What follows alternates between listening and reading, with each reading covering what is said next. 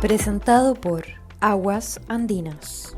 Bienvenido a un nuevo capítulo de La Mesa. Invitado hoy, Omar Larré. Omar es el cofundador y gerente de inversiones de Fintual. Fintual es una inversión, una fintech que ya no es un startup, tiene varios años, maneja más de $1.000 millones y estamos acá para hablar de una semana que ha sido, decir que es compleja, no hacerle justicia a la palabra compleja, por el terremoto que desató la implementación de una nueva política arancelaria, una guerra arancelaria que desató el presidente de Estados Unidos, Donald Trump, que tiene al mundo paralizado por la incertidumbre y que para muchos, si me incluyo, esto no es una cosa pasajera de una locura, sino que hay detrás de esta locura hay una visión del mundo y que quiere cambiar el orden mundial que ha regido desde el fin de la Segunda Guerra Mundial del siglo pasado. Omar, un poco larga la introducción. ¿Cómo estás? Gracias por estar acá. Hola Iván, gracias por la invitación. Sí, bastante trabajo hemos tenido desde el miércoles de la semana pasada cuando Donald Trump anuncia estos aranceles a muchísimos países, pero llama la atención de que aparece, digamos, con unos carteles, unas cosas gigantes anunciando los aranceles y en el primer lugar aparece China y Europa. No había un orden de países, no había un orden tampoco de los aranceles, sino que quería destacar en esta lista de básicamente todos los países del mundo a China y Europa. Así que básicamente partió la semana pasada con una señal política en los aranceles. Omar, ustedes tienen el pulso porque ustedes administran plata. Están en el mercado chileno y en México. Pero una de las cosas que los distingue y que los hace tan exitosos es que ustedes han quitado un factor humano, no totalmente las decisiones de inversión, porque también usan mucha tecnología. Eso les ha permitido ofrecer productos quizás más simples, más transparentes y más baratos. Sí. Eh, ¿Cómo funciona? ¿No? Yo estoy mirando, soy inversor, no necesariamente cliente, pero empieza esto, tú dijiste el miércoles pasado, empieza a analizar. ¿Cómo navegan ustedes este escenario internamente? Uno, dos, a la hora de tomar las decisiones de qué hacer con la inversión de los clientes de ustedes. Y tercero, qué decirle a los clientes. O sea, esta Sí, pregunta en una. hay mucho conocimiento que viene desde 8 años de historia. O sea, y además de eso, nuestro equipo tiene otra década extra de historia en el mercado financiero. Pero nosotros ya vivimos el 2018 con Donald Trump y la guerra comercial 1.0, la primera versión. Después el 2020, de hecho el 2019 con la crisis social, el 2020 con el COVID, el 2022 con una de las mayores alzas de tasa y las mayores bajas del mercado. Entonces, tenemos una buena cantidad de experiencia para poder primero afrontar y de cara a los clientes cómo hablar y cómo y qué decir y cómo atender caso a caso. Y segundo, qué hacer con el portafolio de inversión.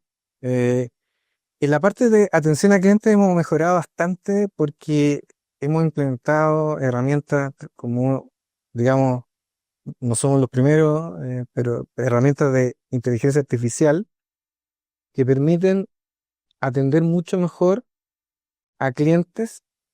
Y aparte de eso, los clientes también pueden hablar con un humano si es que quieren. Eso nos ha permitido poder, por ejemplo, en esta última semana, atender 4 veces más volúmenes de consultas de lo normal. O sea, en estos días ha aumentado 4 veces la intensidad de cuánto nos preguntan de qué está pasando en el mercado o qué hacer con mis inversiones. Y la inteligencia artificial es una suerte de copiloto que nos ayuda a responder más rápido, pero también a veces toma la conversación.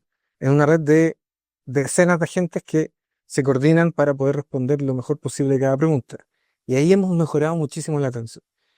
Y en la parte de inversión, nosotros lo que recomendamos es seguir el plan de inversión.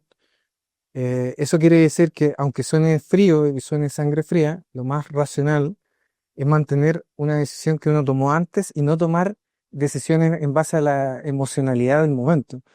Porque si uno ve ahora las noticias y ve lo que está pasando, las emociones son negativas, y podría tomar decisiones, digamos, que van en contra de su patrimonio solo por miedo.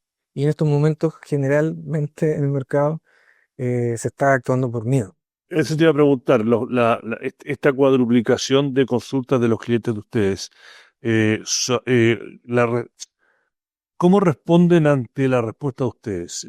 Dicen, quiero sacar mi plata, quiero cambiar a algo más conservador, o una vez que la combinación de ser humano y tecnología le responde, aplaca los temores. ¿Ustedes ven un poco de eso? Porque, o sea, la palabra pánico se usa mucho, pero yo creo que esta semana es una justa, no digo específicamente en Chile, pero en general hay una sensación de pánico en la economía mundial, en los agentes financieros y en los mercados, ¿no? Da la impresión de que hay Sí, hay mucha incertidumbre y mucho pánico.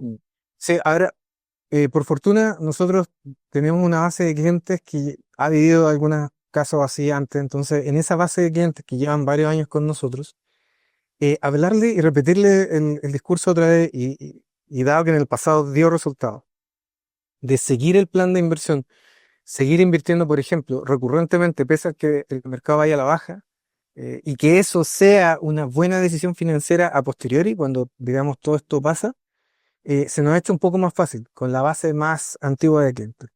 Con la base más nueva de clientes hay que a veces reevaluar el riesgo. Hay gente que duerme mal incluso. Y tampoco es la gracia de llegar a eso. Y se puede, digamos, replantear si es que necesita un portafolio de menos riesgo. Pero en la mayoría de los casos, uno revisa y ve, por ejemplo, horizontes de inversión de 13 años, de 20 años, una APB.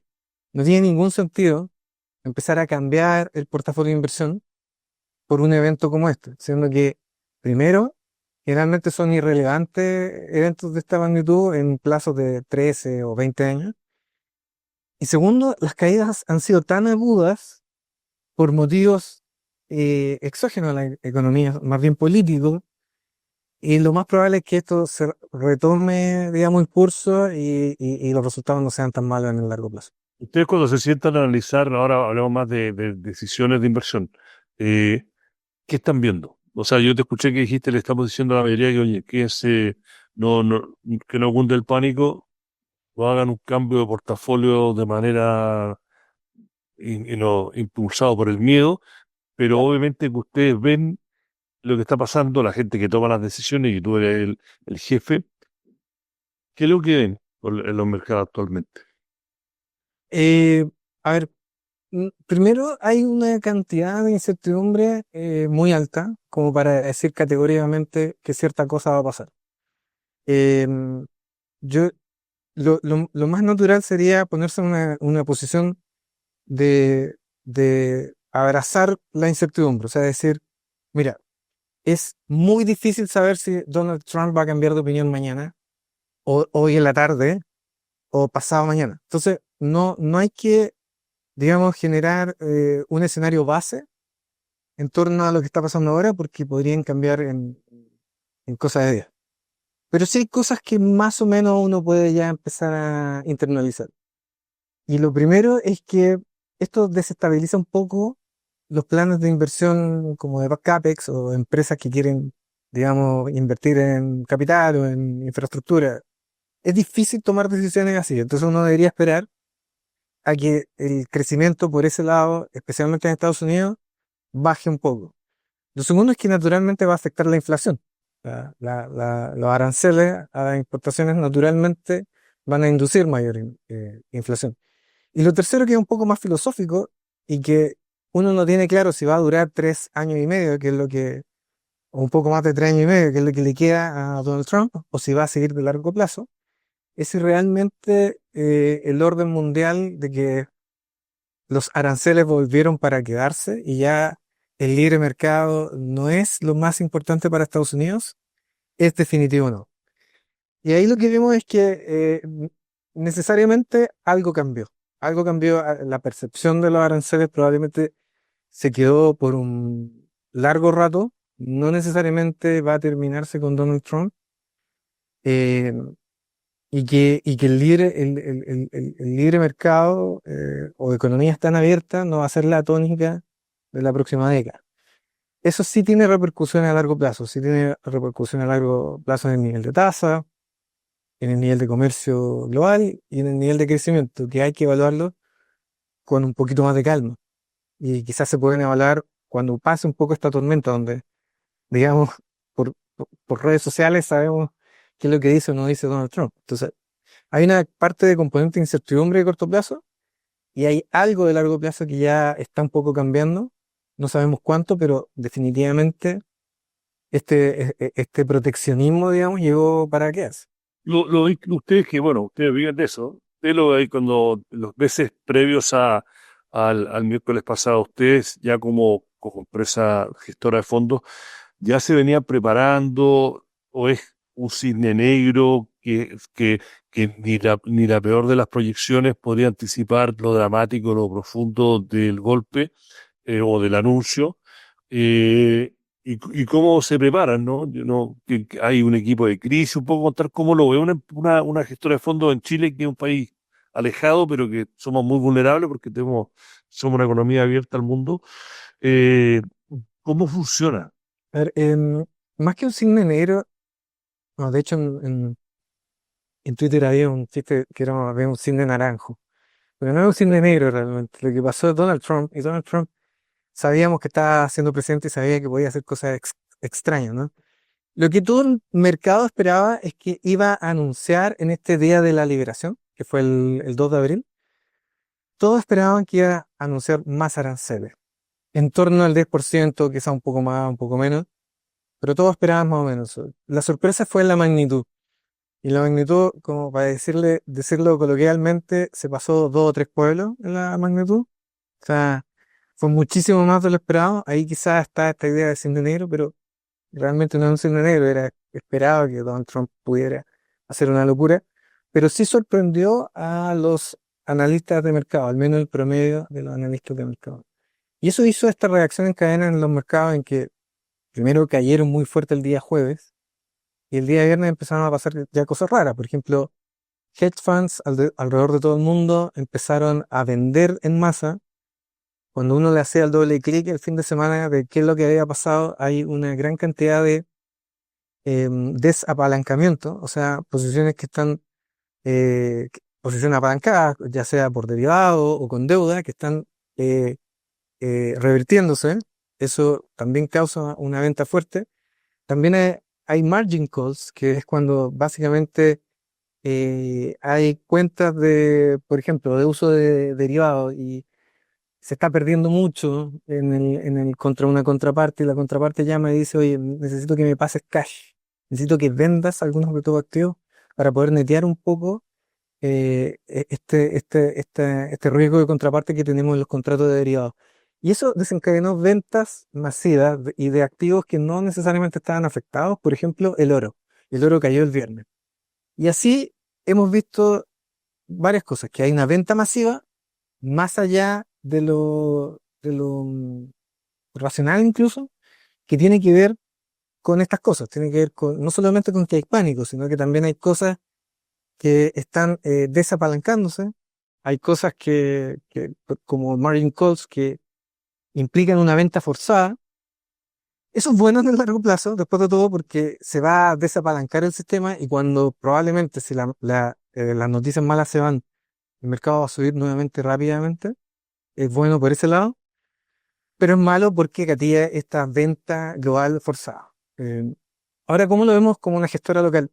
Nosotros tenemos varias estrategias de fondos, tenemos 4 estrategias de fondos mutuos y además de eso tenemos un producto de una cuenta en Estados Unidos donde se pueden comprar acciones ETF donde hay 3.000 productos. Entonces, no todos estos 4 fondos más los 3.000 productos se vieron afectados. Naturalmente, los fondos más conservadores, los muy conservadores, están bien. Digamos, la renta fija ha funcionado bien en estos días. Por otro lado, las estrategias arriesgadas que tienen más equity, más acciones globales, le ha ido mal. ¿Cómo uno se prepara? Generalmente, en estos casos, los fondos arriesgados cuentan con un comité interno donde participa el equipo de inversiones o participa la alta gerencia. En este caso se llama comité de crisis. Uno evalúa qué acciones tomar. Afortunadamente, no como el caso de los hedge funds, nosotros no tenemos fondos que cuenten con apalancamiento ni deuda, así que no tenemos en particular que hacer, por ejemplo, ventas forzadas, pero sí tenemos que empezar a manejar, por ejemplo, la liquidez. Si es que los clientes, por algún motivo, necesitan liquidez, ya sea porque cambian de fondo o porque se van, nosotros tenemos que manejar bien eso y eso lo hemos estado monitoreando, está todo dentro de lo normal. Pero sí, son días que requieren más trabajo por ese lado, de evaluación de riesgos, de evaluación de comités de crisis incluso, eh, y también más trabajo con comunicación de clientes y saber lo que está pasando, que la cantidad de información que hay dando vuelta es súper alta. La última pregunta, ¿ustedes quieren alguna data o que sea no 100% técnica, pero no sé, un poco anecdótica, de si ha habido una estampida de inversores, no solo clientes de ustedes, pero en general en el mercado local, de gente que ha decidido eh, vender e irse, no sé, a plazo fijo o depósito a plazo para cambiar la tormenta? No tenemos algo que esté fuera de lo normal. Hay gente que con las caídas se cambia, o sea, nosotros tenemos un fondo muy conservador que es básicamente un money market. Nosotros hemos visto un flujo natural de gente huyendo del riesgo a un fondo más conservador, pero ese flujo está un poco más arriba del promedio, pero nada fuera de lo normal para una caída. Eh, por lo tanto, no hay una señal, digamos, de una estampida. Creo que estamos lejos de eso.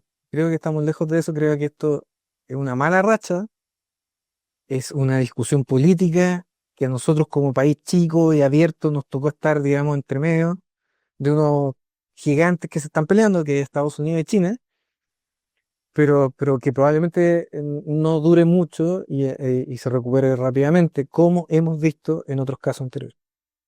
La última, te dije que era para darse por la última. Asumamos que en 6 meses se ordenó la discusión, pero sí que esa discusión se ordenó en el sentido de que cambió el orden mundial y van a haber un escenario de tarifas en el mundo, quizás no tan dramática, tan pasado pueblo como los anuncios de los últimos días, pero que se negoció, Europa y China y todo, pero hay un nuevo orden mundial, ¿no? De tarifa más alta, con un poco de inflación más alta. Eso cambia las decisiones de asset allocation, o sea, salió un sitio que te va esto, de cómo, no, cómo construir un portafolio, dónde poner la plata, dónde poner más énfasis o menos énfasis. Sí, digamos con el disclaimer o la consideración de que todavía es muy temprano para estar seguro de qué es lo que está pasando o qué es lo que va a pasar. Si los aranceles se mantienen, debiese afectar, como tú dijiste, la inflación. Eso en particular va a afectar las tasas de interés. Probablemente la curva de treasuries de Estados Unidos suba en la parte corta y las tasas de más largo plazo o se queden ahí o suban o incluso podrían bajar si realmente hay un acuse grave de la economía, podría incluso bajar la parte más larga. O sea, un miedo a una recesión, por ejemplo. Y sí, en ese caso, cuando ya se ha descubierto un poco lo que pasa y se desenreda, digamos, esta discusión de aranceles de Donald Trump, eso sí cambia las decisiones de cómo construir un portafolio porque cambian datos macroeconómicos bastante grandes como el crecimiento de las ganancias de las compañías de ciertos países, la inflación de los países, dependiendo de cada país, y la curva de tasas de interés de cada país. Y eso influye naturalmente en el asset allocation. Pero como te digo, no estamos tan cerca de eso, estamos en medio de la tormenta. Hace unas pocas horas Donald Trump anunció un 50% extra de aranceles a China. Creo que esto va a terminar con Estados Unidos y China en una posición diametralmente diferente y tratando de alejarse entre ellos comercialmente, pero que se van a solucionar la mayoría de los otros conflictos comerciales. O sea, esto probablemente lo de China y Estados Unidos está para quedarse, no sabemos en qué va a terminar. El resto creería que se va a poder ir solucionando paso a paso. Y eso, como te digo, va a cambiar las cosas, no tan dramáticamente como muchos pensaban el día viernes, que era todo muy dramático. Y ahí habría que hacer una evaluación, pero estamos, como te digo, faltan todavía varios días para saber en qué va a terminar esta teleserie. Ya, 1000 preguntas más que quedan rebotando, pero suficiente. Prometí que esto dura 20 minutos. Omar Larré, cofundador y gerente de inversiones de Fintual. Gracias por estar acá. A la vuelta Gracias. ahí a mirar lo que está pasando, y sé que son momentos complejos. Gracias por dar tu tiempo y explicar un poco lo que está pasando. No, de nada, gracias por la invitación.